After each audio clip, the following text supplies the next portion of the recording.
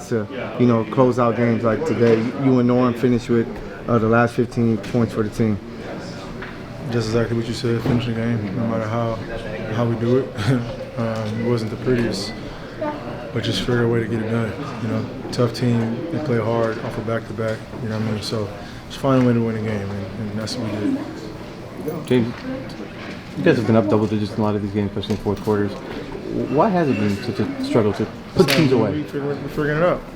We're a new team, so just figuring it out. I mean, everything was so easy, and I don't think it'll be a challenge for us. So I think, for us, we're a fairly new team. We're figuring ways to win games and figure out what works and what doesn't work.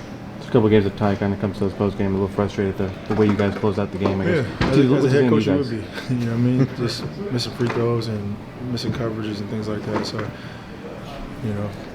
that's for them to handle. And come tomorrow or whenever the coach is out, tell us what we got to be better at. But for us, it's we won. So. At the time after you guys played 4 games this week, another back-to-back 3rd winning 10 games. If he was tired, he was untired. Who said that? Your coach did. He tired? He's tired. Imagine how we feel. But he's tired for a variety of reasons. But how much does that toll take on you guys? It's difficult. We got a tough schedule. When we not here, we make some good money to go out there and play the game that we love. So, we just got to figure ways to win games and figure it out. Like, it ain't nothing, I don't know what you want me to say as far as, tomorrow we travel, go to OKC, play another one. Like, this is the NBA. Welcome. James, you have a chance to that 3-point record, you have a chance to do it in OKC or in Houston. How kind of special is it to do in one of those cities where you've had, big steps in your career? Yeah, OKC who drafted me, in Houston who, where I, made a name and platform for myself. So it's gonna be a great opportunity, and then even if it don't happen in those 2 cities, come back home where I'm from. So this is a great, unbelievable position to be in. How encouraging is it that you guys are winning games and you can still shoot a lot better than you have? It's very encouraging. Our defense is going to be there for the most part. I think our offense is just making sure that we get a shot, on glass, on rim, as many times as we can, and then, defensively, we're just going to hang our hats on that. What did you see out of Kevin tonight? It looks like he's finally getting comfortable with the offensive workload that he has to do. Yeah, I mean, it's 10 games, so it's like, you hadn't played in the NBA. It's been a minute. For him, it's just getting that feel, getting that comfortability back and what his role is and what we need him to do on a night-to-night basis. So we didn't expect, any of us to be perfect, in the first 10 games. So as more we get comfortable with each other, the more we'll play better. James, another big, rebounding game for you. You're one of the greatest, when it comes to rebounding as a guard. Just how important is that to you, like rebounding the ball to get you like going throughout these games? We got specifically for this team, we got a smaller team. You know what I mean? So Jeff Van Gundy told me in the summertime, like we gonna need you to rebound at a high level, this year.